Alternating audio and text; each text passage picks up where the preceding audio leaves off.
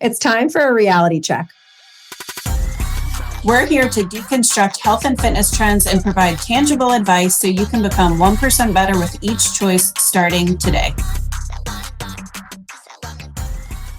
Welcome back to this episode of Reality Check. We are your hosts, Jess and Jill, and I am actually really excited about this topic. We both were when we decided this was the topic for this week, but the title of this episode, as of this minute, it might change, I guess, but are your goals actually preventing you from seeing results? So this is, honestly, this might end up being broken up into 2 episodes because we have so much on this topic that I think can really change your perspective on just the way that you view health, weight loss, honestly, any goal, personal goal, career goal, anything that you want to set. This is all encompassing for those. So I'm going to let Jess kick this off, but we have lots to share. And this is going to be probably one of my favorite episodes. So I'm excited.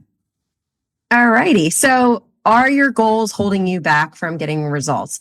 And I'm going to kind of flip that question on its head. A lot of people's goals are focused primarily on results, and that in itself is the problem. So if we are looking at outcome-based goals, like, hey, I want to lose 5 pounds in a couple weeks, or I want to fit in this dress by this wedding in 3 weeks. What ends up happening oftentimes is we see people kind of fall off of the behaviors that are required to get there because they're so obsessed with this outcome, as opposed to the people who shift their focus to the inputs.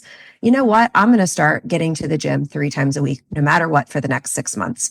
Those people, not only do they end up seeing better results, they end up learning to enjoy the process, and they become the person that gets the outcomes that they want. So it's really, they end up changing their identity. They end up changing their habits. They end up layering on these things over and over the course of days and months and years to get way better results than the people who are only outcome focused. So this is something that we do a lot with our clients. Like, we have our clients start with a couple habits a day. And sometimes people are like, after a week or 2, they're like, wait, am I doing it right? Because is this enough? It doesn't feel really hard.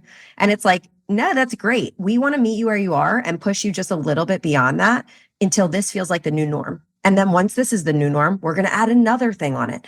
And after a year or 2, like we ask in our check-in form, what's something you're really proud of this last week? And a lot of times the clients that we've had for like 2+ years are like, I don't even know what to put for this anymore, because now this is just who I am. Like, it's not even intentional anymore. It's just the person they're becoming. That's the thing. Anyway. Yeah. So, and again, on the flip side of that, sometimes we have one column that says, what's something you'd like to improve upon? Every now and then I'll have a client who, and usually it's a newer client. We haven't gotten to that place yet where they're focusing on the inputs. But I'll have a client every now and then say, the thing I want to work on is I want to start losing more weight. And we're like, whoa. We need to focus on your inputs. And if we get really, really consistent with the inputs, you bet those physique changes are going to come as a side effect. But it does you no good, physical or mental health wise, to focus on the outcomes, because there's so many different variables that can impact that week to week. So going to last week's episode that you guys probably already listened to, we talked about how the scale can fluctuate from a lot of different things. So I'll use that as a basic example here, but like, if somebody is bummed out because they didn't lose weight this week, that might not be a reflection at all of body fat. They might have lost 2 pounds of body fat, but the scale's the same because it's the week before their period and they had a high sodium dinner last night, so they're retaining water. Now, if they're only focused on that outcome and not just their consistent behaviors, they might say, okay, I'm going to throw in the towel. This isn't working. And now 6 months from now, they're not going to be in the same place as that person who's focusing on the inputs. So input-based goals and becoming the person who can achieve those results you want, as opposed to results-oriented goals. Mm-hmm. Yeah. So like, as you, and you should have a result goal, right? Something in mind, something to work towards. And I think it's important to, basically when you have that, you're kind of like reverse engineering, right? Like, okay, what are the things that you're going to do to get that outcome? And then that's kind of where you shift your focus. So you set that goal, and that's okay to have, but we don't want to be super attached to that and let that dictate how we show up or how we don't show up, or, when we throw in the towel or whatever it is, have that, and that's okay. But then we reverse engineer, and like Jess said, what's the process? What are the inputs required? And then we're going to shift into a little bit more of what the whole point of this episode is really. And I think talking about motivation, I think that that's a good thing too, is like, if you're only focused on that outcome versus the person you're becoming, a lot of times we're real motivated when we see that scale drop or when we see that like tangible little dopamine hit, whatever that is. Maybe it's the first week of a new program. So you're excited because it's something new. That motivation is not something that people who are successful rely on. Is it a bonus? Yeah. Sometimes motivation hits and I'm like, wow, I feel great. I'm really excited. So maybe I'll push extra in the gym today. But there's plenty days that I am not feeling motivated, but this is just now part of my routine. It's a habit, just like brushing my teeth. If you want a particular outcome, you have to reverse engineer and say, what's the thing that's going to get me that outcome? And show up consistently, even on the days you don't feel like doing it, right? Like you're making a choice because you like the consequence that comes with that choice, not because it's a motivating thing at all times. So like our clients, a lot of times we are working with women who have severely dieted or restricted and yo-yo dieted for years and years. So usually the first few months with them are focused on adding food and adding strength and adapting their metabolism back up to higher calories. During that time, we will not see weight loss. If we're adding calories, you will not lose weight. Now, are we putting on muscle, hopefully? So they might actually lose inches. Their body composition might change, but the expectation is not weight loss. And when you're not seeing those results on the scale, or if that was your expectation, it can feel like, oh no. But what's really cool is these women are now learning that those inputs are now becoming that base layer of habits. So by the time we do get to a deficit phase, it feels like nothing. They're like, yep, I always work out 3 to 4 times a week. That's just part of my life. Those inputs are very much worth celebrating too, right? Like they think, oh, the scale hasn't moved. And it's like, hold on, there is so much to be like celebrate and be proud of up to this point. Like you've been working out 4 times a week for the last 4 months and you told me you were super inconsistent before you started, right? So I think that's something that's often overlooked, and you throw in the towel like, oh, I'm not seeing progress because this piece of plastic on the floor said that you didn't, right? But there's so many other things to look at. And there's a ton of short-term results that are positive that we just haven't been conditioned to look for yet. So like every day that I work out, that day my mood is better than the days I don't work out. So like, let's shift our attention to those little wins along the way. How good do I feel? My sleep is better on those days. Look for all those other wins in terms of how you feel, because then you're going to want to do the thing more too, versus thinking, I know I should get to the gym because I want to lose 5 pounds. It's like, no. Instead, like look at how just going to the gym improves your life, because then you're going to want to go to the gym versus this I shouldn't on and off the wagon deal. Yeah. I did a training one time and it's something, I wish I could remember the book. I'll put it in the caption of the podcast episode notes if I find it. But, people often approach, making a lifestyle change or losing weight or whatever it is by thinking, okay, I got to find this motivation. I got to find, right? You hear the words like find your why, it's not find motivation and then you take action and you get the results. It's take action consistently over and over and over, then you get the results. And guess what? You're motivated after that because you're getting the results by doing the things that you promised you would do and seeing them through, right? Now you have more confidence, more trust in yourself. You've started to evolve into this person, and now you are reaping the benefits of the actions, but you can't go in looking for, people look for this like big promise, like, okay, if I do this, am I going to lose 20 pounds in the next 6 days? And it's like, no, that's not the point here. And that's exactly why you're failing. So take action, and then the motivation, like it'll be there, right? You'll be motivated because you have results and you feel good, but it won't be something that you need to rely on anymore. And like your physical brain structure changes when you do stuff that you don't want to do. So, and your neural pathways, the way that your willpower works, you can strengthen like a muscle if you practice it over and over and over again. It becomes a more natural thing. That's how habits are built. So physically, you are changing your brain anytime you do something that you're like, I don't want to do it, but I said I'm going to do it. there's also this psychological piece of you now believe you are a person who sticks to things you say you're going to do. So no matter what that thing is, it could be as little as I'm going to eat one apple or a piece of fruit every day for the next month. It could be so small like that. But now you have this self-efficacy. Next time you set a goal, you're more likely to stick to that goal because you believe you're somebody who shows up for yourself. Yeah, 100%. And, I think like so many people who go on these journeys and maybe they get results, but they can't sustain them, no matter how they achieve them, right? Even with the most restrictive approaches or diets or whatever, or, why weight loss injections even can backfire for so many, because these behaviors, right? You're in this position of, I don't like how I feel. I don't like how I look. I don't like all of these things, right? But your behaviors and actions got you to that point, right? Who you are and your identity and the things that you do and the decisions that you make on a daily basis got you to this point. So we can't just slap a Band-Aid on, whether it's a weight loss injection or Optavia or just a 1,200 calorie diet for the umpteenth time, right? We can't just slap that Band-Aid on and get the result and then say, okay, I'm done. Because guess what? You're not going to sustain because you didn't change, you didn't take action. You didn't do, change your behaviors and change all of those things that are required to sustain that result. So you were restrictive and you slashed calories and cut carbs and worked out 6 days a week and burnt yourself out. But if you can't sustain that, then what's the point? Your results are just going to dissipate, right? They're not going to last. So there's a lot of research about people who have won the lottery, and that correlates to this so much. So it's like there is you certainly can try to get these results with some quick fix way, but the likelihood of you sustaining it is like slim to none. And that goes for somebody who wins the lottery or somebody who loses weight on freaking Biggest Loser. It's like they lose all this stuff. They don't have the base habits built. They go back into their normal environment and they spend all their money. Fitness and health is the exact same way. So like anytime somebody tells us they want to lose a lot of weight or they want to fit in a pant size or whatever, within a certain quick amount of time, we ask them, okay, would you rather do that or would you rather keep it off? And they're like, well, both.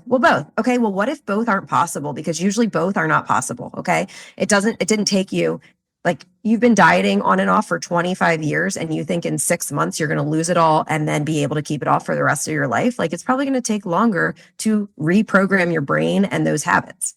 Yeah, 100%. And, when we look at the people that we aspire to be, or we want the things that they have, or we want to look the way that they look, right? And I think this is, people talk about social media being a highlight reel. And I think that's true to a lot of degrees, because even for me, like I don't post that I've been doing the same 2 leg days every week for the last 9 weeks. Like that's not fun. If every single week I'm posting the same shit, people are going to be like, okay, what else do I do? Right? I'm bored. And that's the difference in successful people versus not. I don't, successful people don't have this like bottomless pit of motivation. I have days where I wake up tired and I have days where I don't feel like it. I went to the gym last Friday, pulled up in the parking lot and sat there and I was like, just go. It's so busy. You can't even find a parking space. Why are you here? Like I had every reason. Nobody was stopping me. I could have just turned and left the parking lot and been done. But I parked, I waited, and I did it anyway because that's who I am. And I know that my future self on Saturday morning would have been like, why didn't you just fucking work out yesterday? And now you have to take time out of your weekend to do this workout that you were at the gym to do, right? So like, I'm always planning ahead in that regard, even if my present self isn't fully showing up the way that I would want her to, right? And I think that's the difference. It's so like corny, but it's just, you can't rely on motivation and you have to just show up and be that person and, move forward, even when it feels really fucking hard and annoying and you don't want to do it. And we haven't even touched on yet the fact that you can get the physical result outcomes in super unhealthy ways. So like when we say focus on your healthy inputs and the physical results will come, it doesn't work the other way around. Like, some people could lose weight quickly. Most people wouldn't keep it off. But in order to lose weight really quickly, oftentimes there are health consequences that you could be facing in order to do that. So focusing on that results outcome can make you less physically and less mentally healthy as well. And again, I'm not saying that's the case for everybody. Some people might lose it a little bit faster in a healthy way because maybe they just haven't ever exercised before. So now they're losing, maybe they have a lot more body fat to lose, so they lose quicker, right? But if your goal is just quick weight loss, like, yeah, you could starve yourself, you could add a ton of cardio. You're probably losing a significant amount of muscle mass in that weight loss. You're probably feeling pretty restricted when you go out with friends and could lead to some mental health issues if you're starting to obsess over all the things you should and shouldn't have and can't and whatever. When you're dieting, like all those things need to be looked at in the big picture of health also, because if you are in some fit, and Jill, like I believe both of us can speak to this, but especially you coming from the bodybuilding space, like though many of these people that you see that are their absolute leanest in body composition are not in a mentally well place to be at that lean, unhealthy amount of low body fat.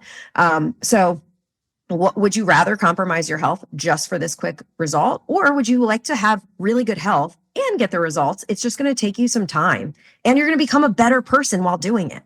Yeah. And, it's actually so crazy. Like when I was in bodybuilding, it was, head first, I needed this thing to work towards, right? And training for life and health is a very different thing than training for a wedding or an event or a bodybuilding show. And my actions that I took every single day were solely based on what a judge who wasn't even qualified in any manner to say the things that they say, what a judge told me I looked like compared to the other 6 to 50 women standing next to me, right? Like, did I look the best or do I have shit to work on? And it's a dopamine hit, right? Like major, because I worked months and months and months, which not to say, it was hard work, but I worked for months to stand on stage for 30 seconds and for someone to tell me if I was worthy of a trophy or not. Like, that's a whole other episode. But, I used to take laxatives if the scale went in the wrong direction, or I would starve myself because I was on a 3-day binge bender prior to that. And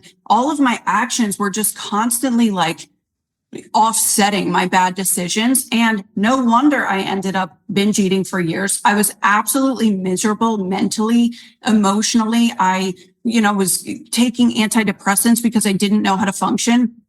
And that took me a really long time. And once I stepped away from the bodybuilding stage, not only did I gain over 20 pounds in a matter of a month, which is so unhealthy for my body, but my cycle was wrong. So I had all of the health consequences that come with that. And now that took me 3 years, right, to get to that breaking point. So everyone's is different. Somebody could diet for 8 weeks and have enough. Somebody could do it for 2 years, right? Or 3.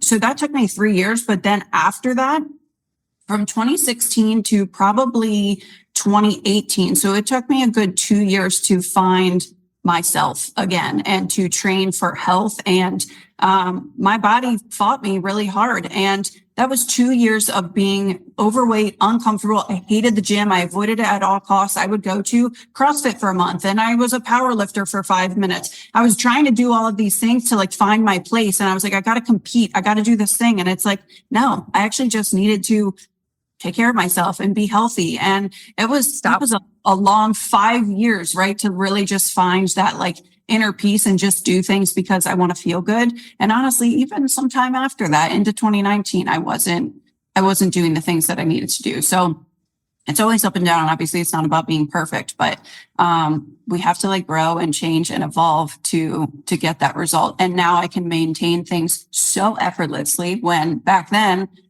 I had to work really freaking hard and be absolutely perfect 7 days a week, or I was a failure in my mind and on the stage, everything. So it's so different. Okay, so we are going to go later into this episode. We're going to go into like, okay, what are some actual inputs you can focus on? But because Jill is talking about like training 6 days a week, 7 days a week, being a competitor with herself, being a go-getter and like thriving on being type A. I was similar. And my motivation for a long time, like I competed in Miss Delaware and I had visible abs all the time. And I thought that was so cool because I'm so fit and healthy. I'm putting that in air quotes if you're just listening to me because I was very restrictive with myself. And again, now I can maintain and enjoy my life and enjoy social stuff. But anyway, if you are somebody who has worked out a ton and you're like, well, duh, I hit my proteins every day. Duh, I do go to the gym 4 or 5 days a week. And maybe these inputs that we're going to talk about later, the basics, aren't quite the thing for you. I want to share what helped me get away from chasing a result and shift myself towards focusing on my inputs. So I went through a phase in training because I'm an in-person personal trainer, where I started, and it wasn't intentional. I wasn't like, oh, I'm going to stop focusing on my weight and my body fat percentage. It wasn't intentional like that. But I decided, you know what, if I'm going to coach people really well, I need to get really stinking good at the skills of back squatting and deadlifting. And so I started to shift my focus to how good can I get at my lifts and my performance. So if you're somebody who has been working out for a long time or has been eating fairly healthy for a long time and you're not sure where to start, maybe rather than having, maybe don't weigh yourself, rather than having weight goals or rather than having muscle mass or body fat goals, if you're in a healthy body, start shifting your focus to mobility or to the skill of specific performance things or to how strong you can get in certain lifts. If you can shift your focus to that, what ended up happening for me personally is my body composition changed over the course of a year and a half without me trying at all. And it was because I became better and better. I got deeper in my range of motion in my squats. I really focused on my hip mobility. So I wasn't hurting anymore after heavy lifting days. Shifting your focus to skills, I think can be a really good one to detach people who tend to be competitive, because it's like giving you a new competition. My competition with myself is how deep can I get my range of motion in a healthy way that feels good on my hips. So you're still competing, but it's for something not physical outcome related. It's like every week, can I compete with my previous week self just by getting a hair lower in my squat or whatever that thing is for you? Yeah, I was actually just talking about this with Anthony the other day. I was saying, like, even I'm in a deficit right now, and I was like, gosh, I don't know what it is. Like, I feel like every time I go to the gym, I'm like able to increase weights and I feel so strong and so good. And I say deficit, I use that term loosely. I'm eating 2,100 fucking calories, but I'm still hungry, by the way. But for you, it's a deficit because your new norm is high. Yeah, that's possible for you guys. It's possible.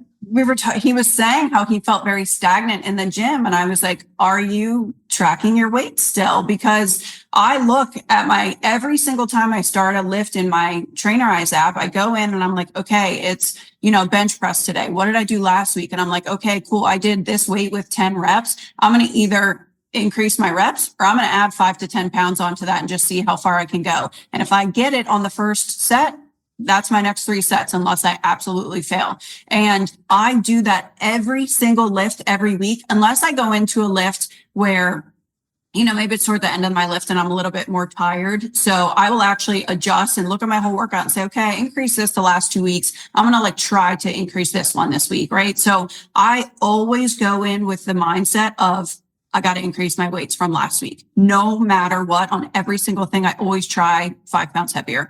And but you have to have that data, right? You have to be tracking. If you think you can remember them all, you're crazy. But I think that's so important. I do it different from you. So I think that this is fun to talk about. Now, it's taken me a long time of tracking, right? But every month or every 6 weeks, I usually do 5 to 6 week phases. Every phase, I pick a new focus that I'm going to get better at. So I don't necessarily, and I know my workouts are very consistent in terms of okay, I'm always doing 2 deadlift variations a week. I'm always doing 2 squat variations a week, whatever. But if I start to feel especially postpartum, my rounded shoulders, from nursing babies, I felt like my posture was a little bit weak. So I would spend the next 6 weeks really focusing on, okay, I'm going to do kettlebell windmills and see how open I can get my chest through that to help my thoracic spine mobility. Maybe the following 6 weeks, I'm working on some sort of performance thing because it's been a really long time since I've been able to sprint or do a box jump or something. So no matter what the goal is, I'm competing with myself in beating my own time or speed or whatever. It doesn't have, you guys don't need to expect yourself to go heavier every single week, but you have to progressively overload if you want to change your body. Whether that means listening to your body and doing a perceived rate of exertion of okay, I was absolutely working at a 9 out of 10. I can't go any harder. Or if it means physically documenting it. When it comes to weights, I recommend you physically document it for at least your first 5 years, honestly. but we need to be progressing on something if you want to see the outcome. So it's not just showing up consistently is number one. That is the most important thing. Whatever program, you could have the best program in the world. If you don't do it, it's ineffective, right? So one is you need to have something that you're going to be consistent with. Two is don't just check the boxes.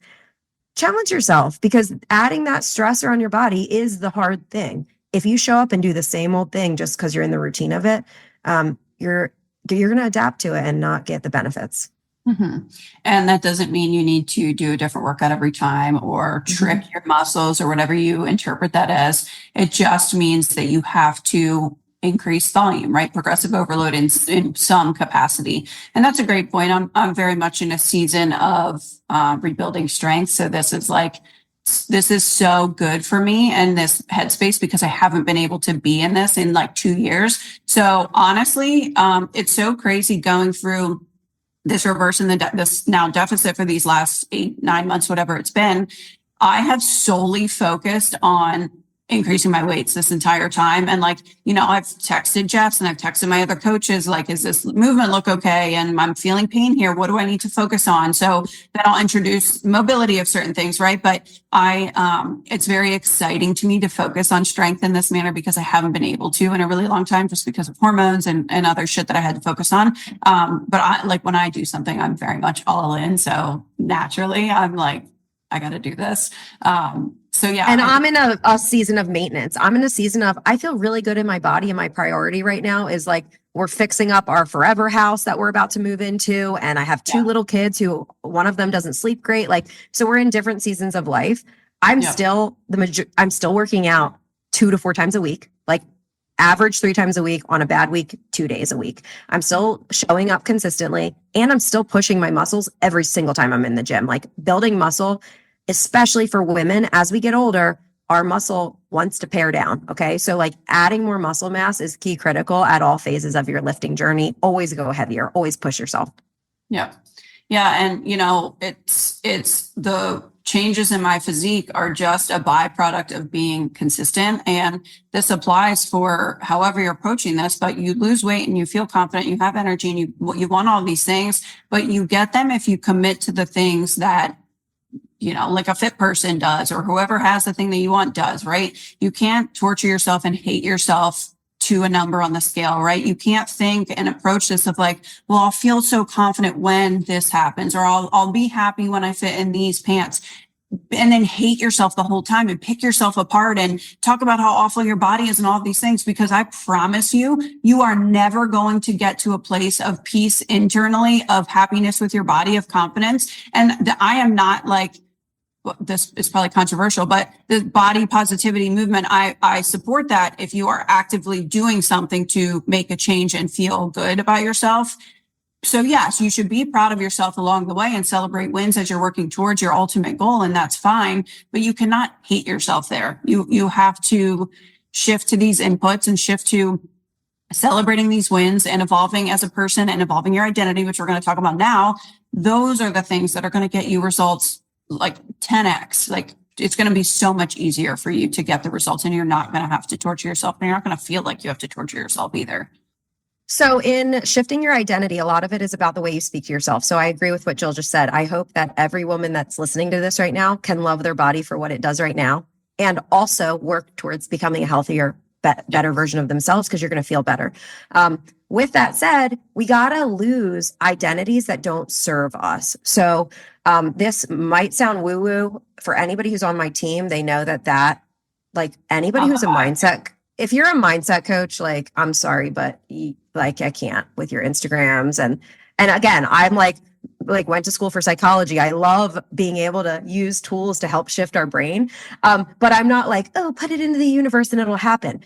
With that said, you can change the way that your brain works, and your behaviors will follow. This is a physical, biological thing that if you are speaking to yourself like a person who, you know what, I always overeat when I'm stressed, your actions are going to follow. You're going to continue to overeat when you're stressed because you're saying that that's the person that you are. So shift your language. Write in a journal with some I am affirmation statements. This is not like some magical thing that you become that person. But you start to say it day after day after day in the present tense and say, you know what? I'm somebody who fuels my body because I feel better when I eat well. If you say that every single day, next time you have this choice of this food versus that food, that's going to be rattling in the back of your head saying, I'm a person who fuels my body because it makes me feel better when I eat well. Keep challenging those thoughts that are self-destructive to help change your identity. You do not have to be the person that historically you've been. So let's stop talking like that person. Don't make excuses based on, well, I'm just somebody who does this. Well, my family always does this. Well, I've always okay, you don't have to do it that way anymore. Let's stop setting that as the expectation. Let's set a higher expectation of yourself. It's like a kid or like a boss who has employees. Set high standards for yourself, and you're probably going to be more likely to live up to those standards as opposed to expecting the worst from yourself. And I think we don't even realize it's happening, but we all evolve and our identities evolve and change over time, sometimes positively and sometimes negatively, but it happens based on life experience and things that we go through that you don't even realize. So you can very easily consciously detach from an identity that you hold about yourself at any given moment. It's not going to be instant, but it takes time. And I think it's also important to make sure that you're surrounding yourself with people that support these new identities in the direction that you want to go. And, I've evolved so much. And when I look at my relationships and my friendships, I draw in such different energy and honestly. Such better. You just have so many better people around you these days. I don't know what it is. Yeah. But no, I can very confidently say that I draw in very high quality people in my life because I don't entertain anything that's low vibration, low quality, doesn't bring me the joy in life that I want. And some of that is just age and wisdom and no time for bullshit, right? But I do think it plays a huge role. And I'm very fortunate that I can say that the people that I surround myself with also call me on my shit if I am holding on to an identity, right? If I say something, the people that are closest to me will be like, hold on a second, right? And they know to call me out, you don't have to be that way. You're not always like that, right? So I think, now, I'll say that with the caveat that you cannot expect people to evolve with you and at the same time and at the same pace as you, but it's important to have that awareness of yourself and your own thoughts, but also the way that other people perceive you and the way that other people support you too. And if you don't have those people who are naturally encouraging you in that way in your life, you can hire people to help you with that, or you can find mentors that are in that direction that you want to be. I can't tell you the amount of newer trainers that have reached out and that I reached out to when I was a new trainer, because they were people that I admired and I just wanted to learn. Usually if you're coming at somebody with really good intentions like that, they're open to help and share. With our clients, again, it's natural for me to notice when somebody picks themselves apart because I've trained myself to not do that for so many years. But there's other stuff you and Emily, our friend who's a yoga teacher, you guys call me out all the time if I apologize for something when I didn't do something wrong. And it's oh, wow, I didn't realize I did that much until I had an external person say, do you realize you're apologizing for something? And I'm I always have this underlying oh no, I don't want anyone to be mad at me. As a coach, the people who hire us are getting some of that from us every single week where we're reprogramming their brains to realize hey, notice how we just spoke about ourselves in this scenario. Let's try to shift it to this or that. Especially if you have kids, guys. I've worked with so many women who talk about their teenage daughters and how they hate how they are insecure and they have body image issues and this and that. And in the same breath, I hear those women pick apart, oh, I hate this little flab under my arm, or, oh, I really wish I lose 5 pounds. And I'm ooh, hey, gently, I need to talk to you about this because where is she getting this language from, right? She's watching her mom talk to herself like that in the mirror. So it's just the way we speak to ourselves is important, and that can help shift your identity over the course of time. Even if you don't believe it yet, maybe write it down, journal the things that hold you back, your thoughts that hold you back, and then write some sort of affirmative statement that counters that argument. And again, this applies to fitness and health stuff, but it applies to everything. I'll give an example of myself. When I started doing this, I thought it was so cheesy because I'm okay, I'm going to write some affirmations. For me, I had some sort of negative bias about people who want financial success must be superficial or have bad motives, where it's well, I can also really help people and do what I love and be really good at it and do it with integrity and make a career out of it and build wealth for myself. And shifting and cutting off that like negative association allows me to do that and flourish and not become the thing I was scared of at all. Mm-hmm. Yeah. And it's this like identity. And I do think a lot of those identities we hold from childhood also, right? Especially when it comes to like money and stuff, like the way that your parents live and spend money, and like that sticks with you. I'm very like YOLO spender. I could die tomorrow, so I don't need to save money.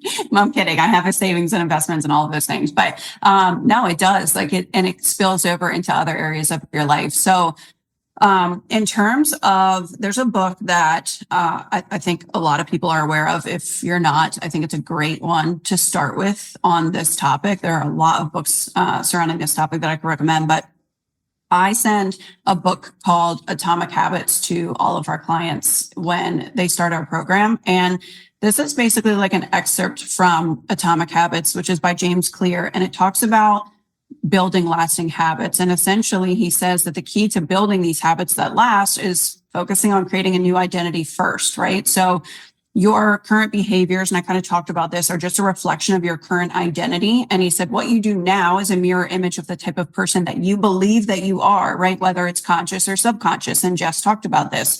So he basically said there are 3 layers to make a change. So first, changing your outcomes, right? This is like what everybody does. This is layer number 1, which is concerned with changing your results, like losing weight, right? So most of the goals that you set are probably associated with this first level of change. But the second layer, like we talked about, are being inputs or changing your process, right? So changing your habits and your your systems, like implementing a new routine or meditating regularly, right? So habits that you build are at the second layer. But the third deepest layer and the most overlooked is changing your identity. So that's concerned with changing your beliefs, the way that you view the world, your self-image, your judgments about yourself and others, which I could talk about too with bodybuilding. Like I used to heavily judge other people and their appearance based on the world that I was wrapped up in, right? I only saw these lean competitors that we lived at the gym and we didn't eat pizza and whatever. And I judged other people for not living that way. And obviously that was an identity that I was very happy to release. And I don't have those thoughts at all anymore, but it's so overlooked and you don't even realize that you're doing those things a lot of the times. And actually, this is like kind of a side note, but it goes really well with this. Something that I did recently, a couple weeks ago with a friend of mine was we said, okay, we're going to have one day of no complaints. You can't say anything negative. You cannot complain about anything in your whole day. I swear to God, by lunchtime, I was like, what the fuck? No one, like, does anyone even want to be around me? I cannot believe how many times I went to say something negative or went to text something for validation from somebody else about how negative and awful it was. And I was like, fuck, like, that's such terrible energy. So like, it's those little things that like, you create awareness around them. And I was like, okay, I'm going to pull back on that a little bit. Now I love a good like shit talking session. I love to like vent sometimes to my friends, and it doesn't mean you can't do that. It just means, it's like good to be aware of that in your identity and those things that you do and the things that you believe. But anyway, the beliefs, the assumptions, the biases that you hold are associated with this third deeper layer of changing your identity, right? So outcomes are about what you get, processes are about what you do, and identity is about what you believe surrounding all of that. And I very much believe if you start with the process part, over time, we see this with our clients all the time. Over time, your identity changes because you are proving to yourself and you're showing up for yourself every single day with these new systems and processes that eventually become inherent habits. Yeah. We have a client who's been with us for a little over 2 years, and it's so funny. I remember she had a work from home job, and when she started with us, she averaged like 3,000 to 4,000 steps a day. And she messaged me a few months ago, a little before her 2-year anniversary with us. And she was like, I can't believe that I am just someone that walks 10,000 steps a day. Like she's like, I don't think about it. It's not intentional. I don't set alarms for steps anymore. She's like, I just know how it feels. And it's just part of my day to get up and take a walk, to go take the dogs for a walk, to do an evening walk, to, take step breaks during my workday.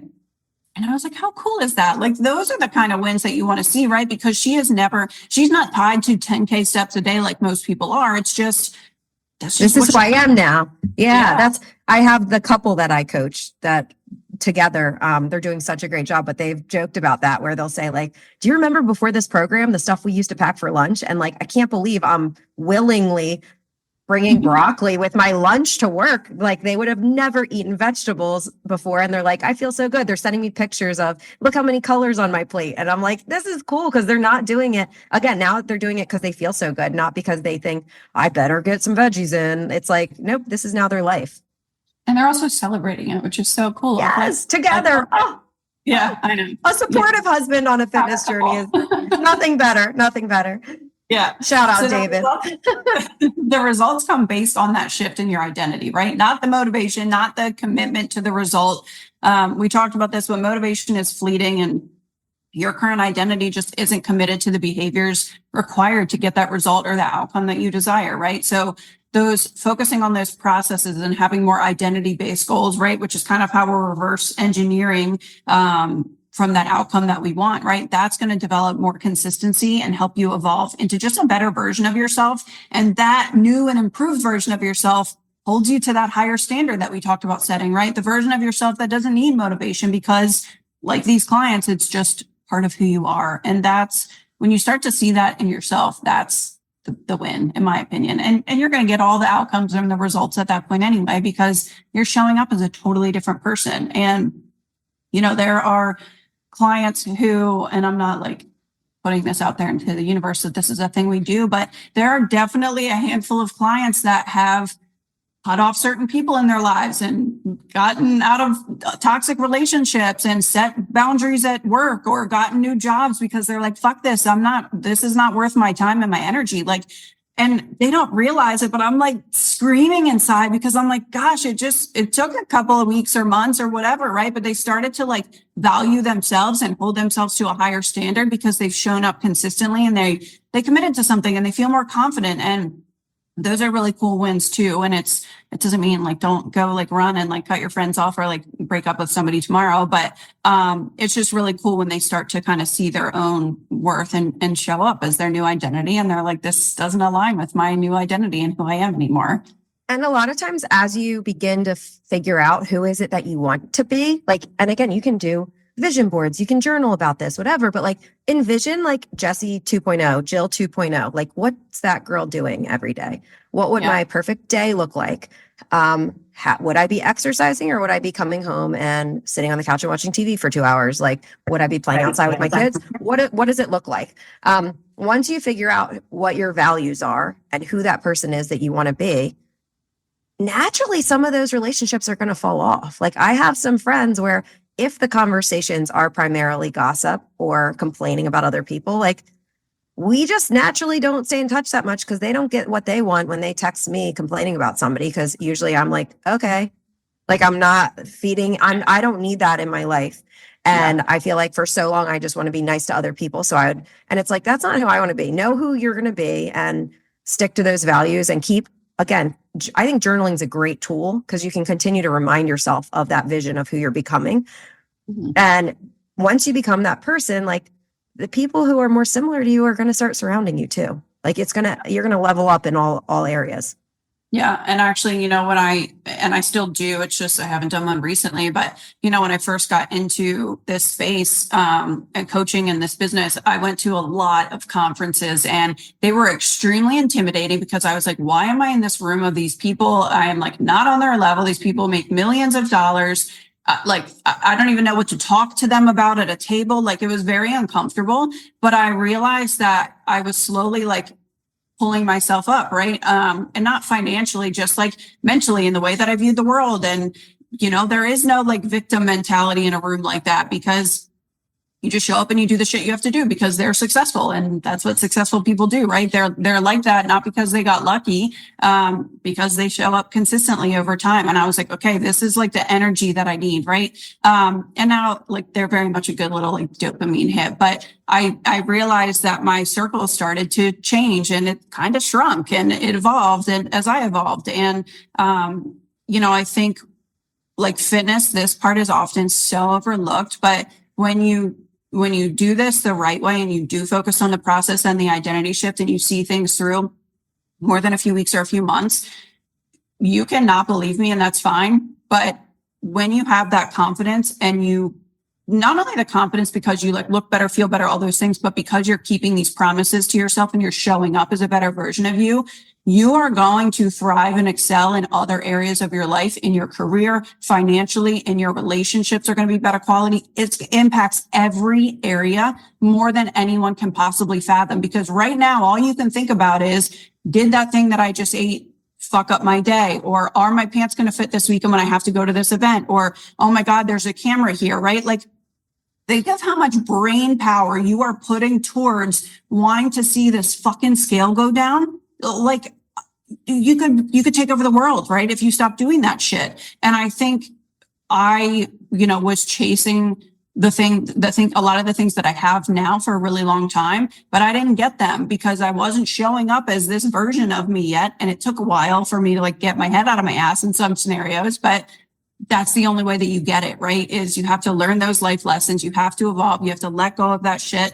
And it's so funny. If you like go on Pinterest and look up like motivational memes, it's basically like everything that we're saying that I used to like roll my eyes at. And I'm like, oh, like it's not the journey. It's not the destination. It's the journey. And I'm like, yeah, whatever. And I'm like, wait, that's actually like so true though. Like you don't really think about it, because you just want to get to the destination. So it's cliche, but it's not about the end result. It's about how you show up in the process, even when it feels hard. That's the thing that makes you more confident. And that's the thing that gets you successful. It's not just getting to the thing as fast as you can. It's all of the learning and the fucking up and the, figuring shit out and problem solving through the processes to get to that point. And there is no end result. Let's be real. Like you're not ever done.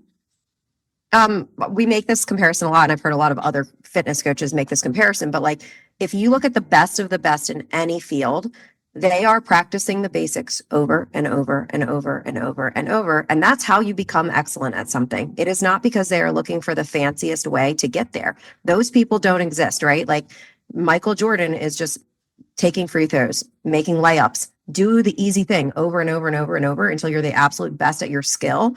And then you're going to be successful forever versus trying to find the shortcut, trying to find the fastest way, trying to find the new hot thing. Like those things don't work. There's not shortcuts for success in fitness and health or in other areas.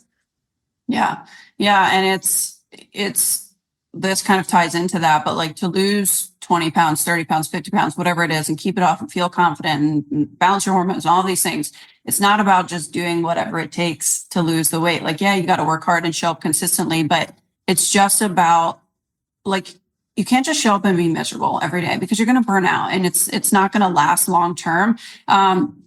This is like another corny saying, and it's so funny that like I roll my eyes at these things, but it's so applicable. It's like, you really do have to like fall in love with and appreciate all of the things that are required of you to get what you want. Like now there are moments where I don't want to work out, or there are moments where I have projects for work that I need to do that I procrastinate immensely, right? Like, and I can recognize that in myself, but you have to like constantly, and that's why like Jess said, journaling is so great. You have to take a step back and be like, okay, let me look at where I am now. Like sometimes we'll do this with clients. Like they're like, I'm not seeing progress. I feel stuck. And I'm like, hold on a second. Let's pull out the day ones really quick. Right. And it's like, look at all that you've accomplished and look how you show up. Look at this version of you that you are. Right. So it's really important to reflect and check in with yourself along the way.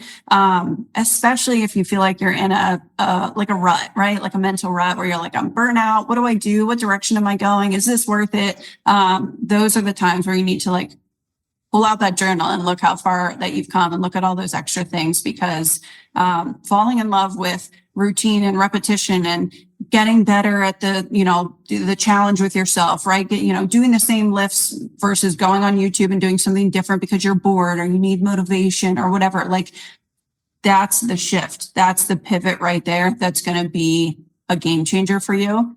It might not be tomorrow or next week or next month. Maybe it's next year. Who knows, right? If you're doing it right, it probably won't be next week or next month, right? It's going to take. Even notice it happen. It's right. It's going to take time, and then a year from now, 2 years from now, you're going to look back and be like, "Wow, I can't believe all this that I've built." There's another quote in Atomic Habits, and I'm going to butcher the quote, but it's basically about him talking about you can change your life every single choice.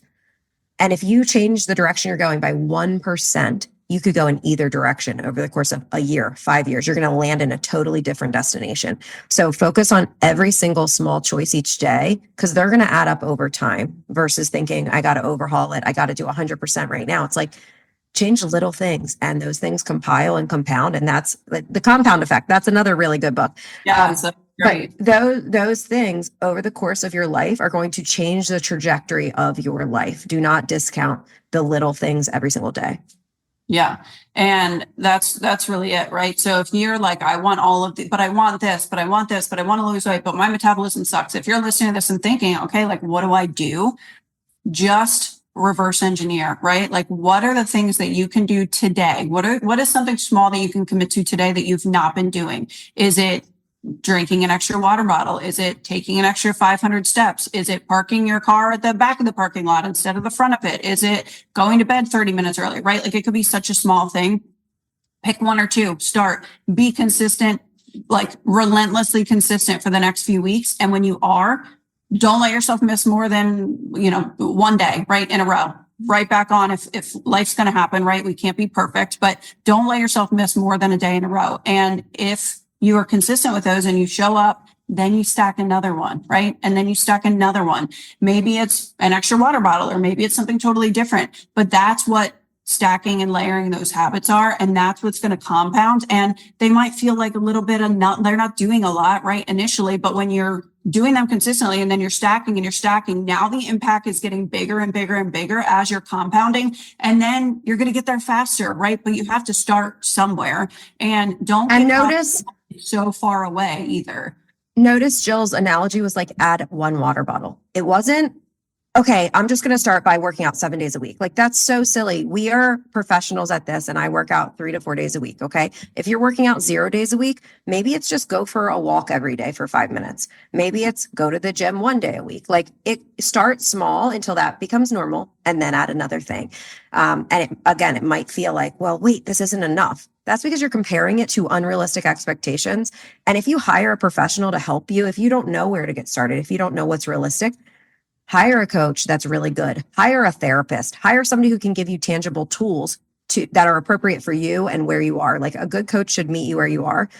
If you hire somebody and they give you stuff that is completely all or nothing or unrealistic, they're not probably very experienced or skilled in actually helping people with long-term change. They might be a personal trainer who gets nice before and after pictures in 3 months, and then they never hear from the person again, right? The people who are doing this really, really good, it's kind of boring. It's kind of redundant, and it's going to feel like, oh, well, this is just a little bit of change at a time. Like, that means that person is probably pretty skilled and experienced in what they're doing for behavior change. Yeah. So give us your list of like tangible takeaways or inputs that someone can focus on now, which we kind of just started. Okay. Just some little. I think we've kind of ended many episodes, I think, with this exact same list. This is how we started a lot of our clients. So some tangible takeaways. One, if you're the person who's hardcore already with protein and macros and body build, like if you're that person who's hardcore, I would say shift your focus to a skill or like a performance type thing, getting really good at a power lift, becoming more mobile, your speed, something like that. For everybody else in the general population, here's what we want you to focus on. 1, get stronger. Again, if you're currently working out 0 days a week, maybe that just means 1 or 2 days a week of resistance training. 2, add protein. 3, add whole foods and less processed, colorful foods. So we are adding more meat, and we are adding things that look like the plant that they came from, not processed versions of plants. 4, add movement or steps, like dance in your kitchen for fun, go for walks with your family after dinner. 5, sleep. You need to sleep for your body to recover. That's when our hormones are produced and all the things happen. Sleep. Water, and then some sort of wind down or mental health activity. So that does not count scrolling on social media or binge watching TV. That's a stimulation for our brain, even if you feel like it's downtime. So an actual unplug activity, whether it's just playing outside and being present with your family, or whether it's something more active like guided meditation or prayer or yoga, some sort of slow down thing. So add strength, sleep, slow down, add protein, add colorful foods, add daily movement and water. And again, do not do all of them at once, all or nothing. Maybe pick one and just start it for 3 or 4 weeks. And when it becomes normal, add a second one on and you'll go from there. We also are big on using habit trackers so that you have tangible data so you can compete with you from last week or from last month and just continue to build on that. So you're not going off of how you feel. You're going off of, okay, I said I'm going to do this thing 3 days a week. So I'm going to do it 3 days a week. And then when that becomes normal, maybe I add a fourth day or maybe I add a new habit with it. Yep.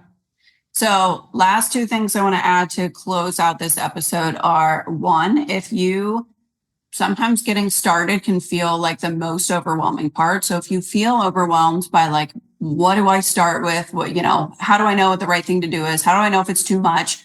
Our Instagrams are in the podcast episode notes. Reach out to us. We have a free Facebook group where we both train in there every single week on different topics. Join that and just binge watch. They're all linked at the top of the page. Whatever it is, reach out. We're happy to help you set those. And then I also had basically the 9 steps to make an identity shift. And they're super simple. I think they would be beneficial to for each person to have a copy of if you want them.